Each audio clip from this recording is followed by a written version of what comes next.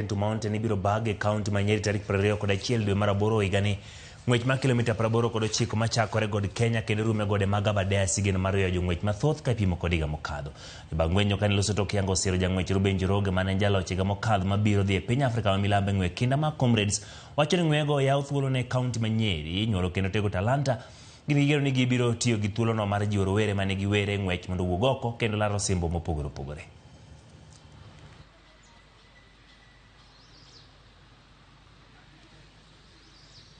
We were running from Mount Kenya to the Aberdares. And the cause of the marathon was to sensitize people on importance of climate change. We are also looking for sponsors to handle this area because it requires financing. And one of the sponsors, I believe, in order citizen, the way they did last year.